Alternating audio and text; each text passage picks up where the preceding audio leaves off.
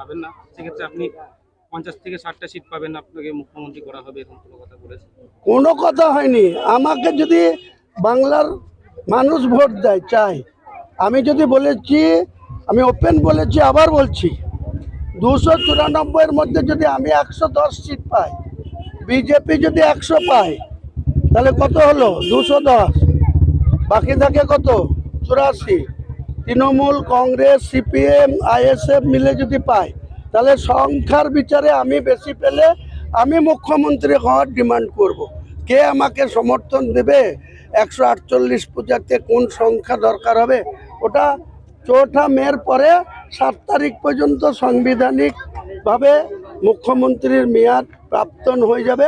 তখন নতুন মুখ্যমন্ত্রী কে হবে মানুষ কথা বলবে, শেষ কথা 4 মের বললাম। শুভেন্দুর সাথে আপনার কোনো যোগাযোগ আছে? কোনো যোগাযোগ নেই শুভেন্দুর সাথে। আমি কেন যোগাযোগ আছে? এই শুভেন্দু মুসলিম এমএলএদেরকে বিধানসভার ভিতর থেকে চাংদোলা করে বারে ফেলবো বলেছিল।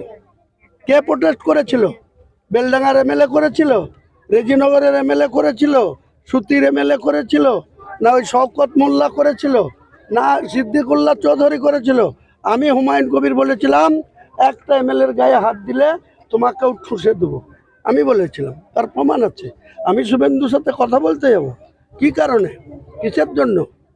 যে আপনার টাকার দরকার আছে, আমার এখন কাজ। পুরো আমাকে মুসলিম সমাজের কাছে আজকের দিনে মুসলিম সমাজের মানুষ হুমায়ুন কবিরের পুরো কাছাকাছি এসে গেছে। হুমায়ুন কবিরকে এত সম্মান করছে, হুমায়ুন কবিরকে এত পেয়ার দিচ্ছে, হুমায়ুন কবিরের কথায় ভোট দিবে গোটা মুসলিম সমাজ, শুধু মুর্শিদাবাদ না বা গোটা বাংলায়। তার জন্য আর কোনো দিশা না পেয়ে মমতা ব্যানার্জি, আমি কি এমন লোক যে আমাকে ভারতবর্ষের প্রধানমন্ত্রী 1000 কোটি টাকা দেওয়ার প্রস্তাব দেবে? আমি কি এমন শক্তিশালী ব্যক্তি যে আমাকে মধ্যপ্রদেশের মুখ্যমন্ত্রী মোহন যাদব টাকার অফার দেবে? আমি কি এমন শক্তিশালী লোক যে আসামের বিজেপির মুখ্যমন্ত্রী, যারা আসামের মাদ্রাসাকে কোরআন পড়তে দেয় না, যে হেমন্ত বিশ্ব শর্মা আসামের মুখ্যমন্ত্রী, সে হুমায়ুন কবিরকে টাকা দেবে? এসব মাথা খারাপ হয়ে গেছে মমতা ব্যানার্জির, অভিষেক ব্যানার্জির, ববি হাকিমের, কুণাল ঘোষের। যেটা আমার নামে আজকে রটানো হয়েছে, প্রেস কনফারেন্স করা হয়েছে, প্রমাণ না দিতে পারলে কুণাল ঘোষ, অভিষেক, মমতা আর ববি 4 জনের বিরুদ্ধে মানহানি মামলা করব। এবং 1000 কোটি টাকার কথা বলেছে, 1000 কোটি টাকা ওদের সাথে আদায় করবে। তৃণমূলকে কোনোভাবে সমর্থন? আমি বলেছি মুসলমানরা নিজেদের প্রতিনিধি বেশি সংখ্যায় পাঠাবে বিধানসভায়। প্রয়োজনে তারা যদি 100টা সিট মুসলমানরা, আমি 127টা মুসলমান ক্যান্ডিডেট করেছি, 100টা সিট মুসলমানরা যদি জিতিয়ে বিধানসভায় নিয়ে যায়, বাকি থাকে 194। সরকার গড়তে লাগবে 148।